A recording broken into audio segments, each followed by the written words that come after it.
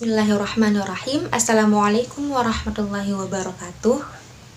Halo, perkenalkan nama saya Uswatun Hasanah dari jurusan Manajemen Fakultas Ekonomi di Universitas Islam Negeri Maulana Malik Ibrahim Malang. Dalam kesempatan ini saya akan membahas beberapa hal tentang pertumbuhan dan pembangunan ekonomi. Yang pertama, saya akan membahas tentang apa sih pertumbuhan ekonomi dan pembangunan ekonomi tersebut. Menurut saya pribadi, pertumbuhan ekonomi bisa dilihat dari sisi kuantitatifnya.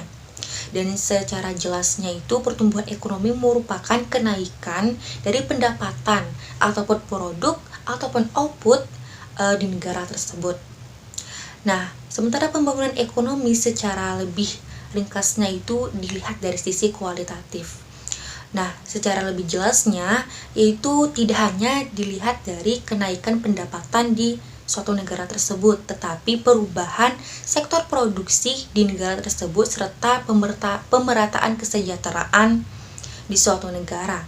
Nah, pertumbuhan ekonomi ini merupakan salah satu indikator atau tolak ukur dari keberhasilan pembangunan ekonomi.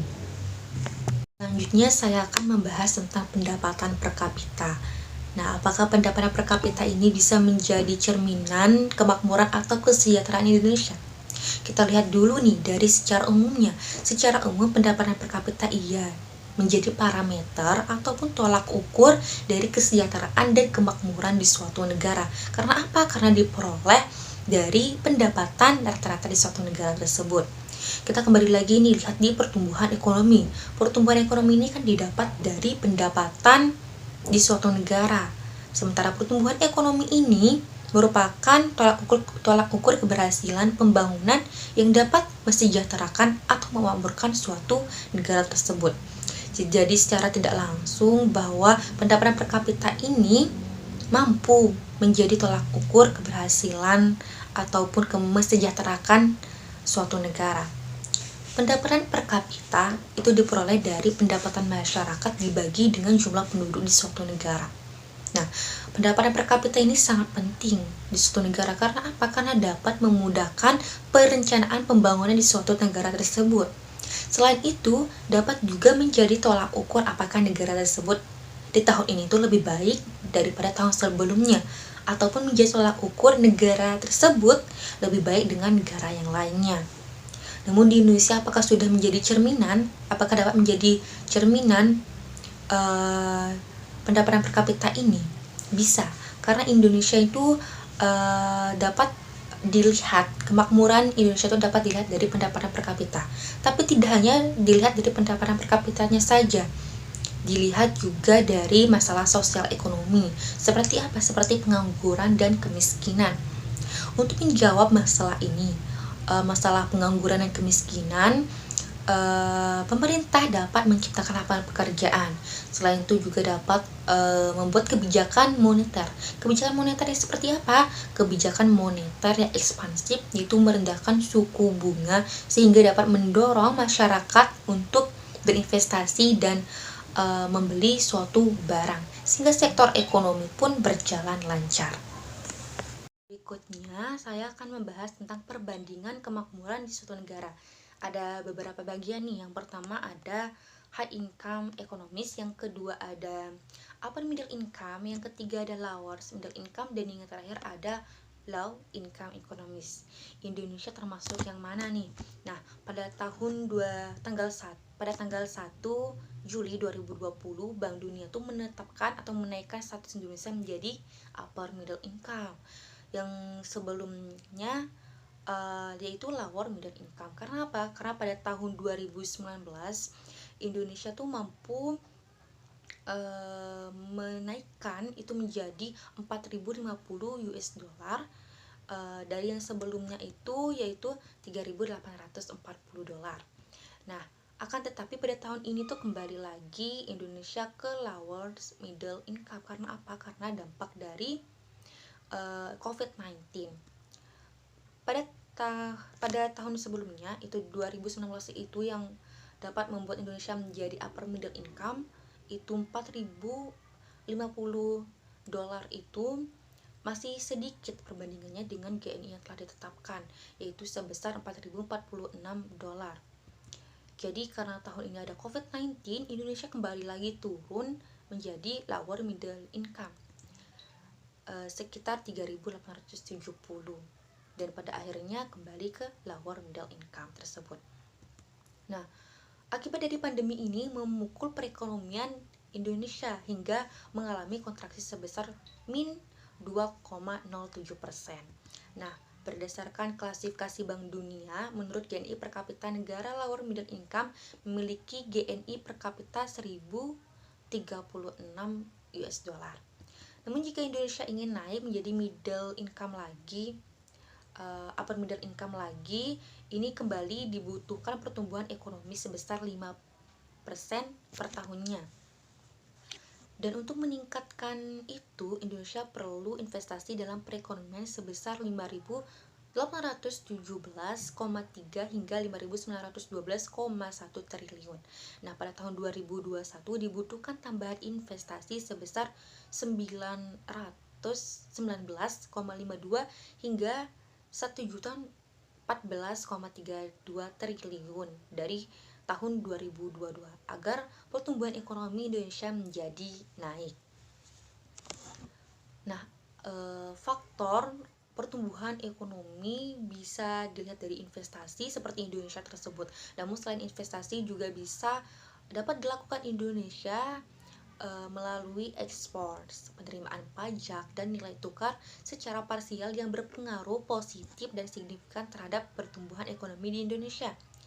Variabel ekspor, penerimaan pajak, dan nilai tukar secara simultan berpengaruh positif dan signifikan terhadap pertumbuhan ekonomi di Indonesia. Untuk selanjutnya, di sini saya akan membahas tentang teori pertumbuhan ekonomi. Indonesia menggunakan teori pertumbuhan ekonomi yang mana nih? Indonesia menggunakan teori ekonomi Pancasila, di mana teori ekonomi Pancasila ini tidak hanya terfokus atau diserahkan kepada teori ekonomi pasar saja. Teori ekonomi Pancasila ini dibagi menjadi 3. Yang pertama ada koperasi, yaitu sebagai wadah yang berasaskan kekeluargaan. Yang kedua itu ada sektor usaha negara, di mana negara itu mengatur sektor ekonomi dan mengelola sumber daya alam yang ada di Indonesia.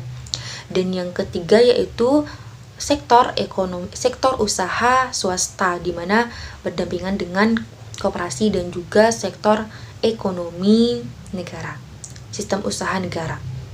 Nah, pada tahun 2016 Indonesia pernah terperangkap menggunakan teori ekonomi neoklasik, dan pada saat itu Indonesia mengalami dampaknya, yaitu apa? Mengalami kesepian, yaitu sehingga membuat permintaan menjadi berkurang, sehingga apa? Berdampak pada pertumbuhan ekonomi dan juga pembangunan ekonomi, sehingga tidak dapat mensejahterakan suatu negara tersebut. Selanjutnya di sini kita akan membahas tentang pertanian. Ketersediaan apa aja nih yang ada di pertanian Indonesia? Yang pertama itu ada modal. Nah, pemerintah hanya memberikan perhatian yang kecil terhadap penanaman modal asing di sektor pertanian ini, hanya di sektor-sektor tertentu saja, seperti sektor kelapa sawit. Karena apa? Karena dianggap lebih menguntungkan dibandingkan dengan sektor ekonomi yang lainnya. Selanjutnya itu ada masalah lahan. Nah, masalah lahan ini tuh menjadi isu utama untuk mempertimbangkan penanaman modal asing di sektor pertanian. Selain itu, Indonesia juga kurang ramah terhadap penanaman modal asing di suatu negara tersebut. Yang kedua yaitu investasi. Nah, faktor yang mempengaruhi investasi di pertanian Indonesia itu ada faktor lahan. Ada 3 nih masalah penting Indonesia di sektor ekonomi yang awalnya sesuai menjadi sulit di sektor pertanian ini. Yang pertama ada konflik lahan, yang kedua ada ketersediaan, dan yang ketiga ada profitabilitas. Frekuensi konflik lahan ini terutama pada komoditas investasi itu merupakan masalah lahan yang menjadi halangan investasi di pertanian Indonesia. Sehingga Indonesia harus mengeluarkan biaya yang cukup tinggi dan juga risiko yang tinggi juga terhadap pertanian ini. Sehingga apa? Indonesia kesulitan mendapatkan lahan sesuai dengan potensi konflik yang mengurangi minat investasi di sektor pertanian ini. Yang ketiga yaitu teknologi. Teknologi pertanian Indonesia saat ini terus mengalami perkembangan yang jauh lebih baik. Namun mekanismenya perlu diterapkan untuk mengantisipasi kemungkinan adanya penyusutan jumlah pekerja yang awalnya pekerja di desa menjadi pekerja di kota. Penggunaan internet dalam bidang pangan dan pertanian berangsur-angsur mampu menggantikan pola konvensional, seperti dalam memperoleh informasi mengenai harga pasar, distribusi, pengadaan penyimpanan dengan lebih cepat, serta bantuan teknik seperti stakeholder. Nah, kesediaan SDM ini dapat diatasi dengan memberikan pendampingan kepada petani secara terus-menerus dan berkelanjutan. Nah, pendampingan tersebut harus mengarah ke perubahan pola komunikasi yang konvensional menjadi pola komunikasi yang hybrid. Nah, pola komunikasi hybrid ini merupakan gabungan dari pola konvensional dan pola komunikasi yang berbasis teknologi informasi. Adapun untuk mengatasi tantangan ketersediaan infrastruktur teknologi, utamanya internet, dapat diatasi melalui program berkelanjutan dari pemerintah untuk membangun infrastruktur teknologi yang pastinya harus didukung oleh berbagai pihak yang bersangkutan. Terakhir ini kita akan membahas tentang kebijakan untuk mempercepat pembangunan. Saya akan membahas salah satunya yaitu RPJMN, yaitu Rencana Pembangunan Jangka Menengah Nasional pada tahun 2020 sampai 2024. Nah, sesuai dengan arahan Bapak Joko Widodo, Bapak Presiden kita pada saat bidang paripurna tahun 2020 sampai 2024, RPJMN ini menjadi panduan dan rencana dalam langkah Indonesia yang lebih maju. Nah, RPJMN ini memuat peta jalan dan pencapaian target yang sudah ditetapkan. Tidak ada visi misi dari menteri yang semuanya ini mengacu pada RPJMN sebagai penuangan visi misi dari presiden. Nah, semua rencana dan perencanaan betul-betul bersambung dengan penganggaran dan juga tersampaikan dengan baik oleh kementerian-kementerian dan lainnya. Nah, arahan presiden yang terjadi dari pembangunan SDM, pembangunan infrastruktur, penyederhanaan regulasi, penyederhanaan birokrasi, dan transformasi ekonomi terjemahkan dalam 7 agenda pembangunan RPJMN tahun 2020 sampai 2024 yang terdiri dari yang pertama itu ada ketahanan ekonomi untuk pertumbuhan berkualitas dan berkeadilan. Yang kedua yaitu pengembangan wilayah untuk mengurangi kesenjangan. Yang ketiga itu ada sumber daya manusia berkualitas dan berdaya saing. Selanjutnya ada revolusi mental dan pembangunan kebudayaan. Yang kelima ada infrastruktur untuk ekonomi dan pelayanan dasar. Yang keenam ada lingkungan hidup, ketahanan bencana dan perubahan iklim, dan yang terakhir ada stabilitas Polhuk, Hankam, dan transportasi pelayanan publik. Mungkin itu saja penjelasan dari saya tentang pertumbuhan ekonomi dan pembangunan ekonomi. Semoga bermanfaat. Sekian, terima kasih. Wassalamualaikum warahmatullahi wabarakatuh.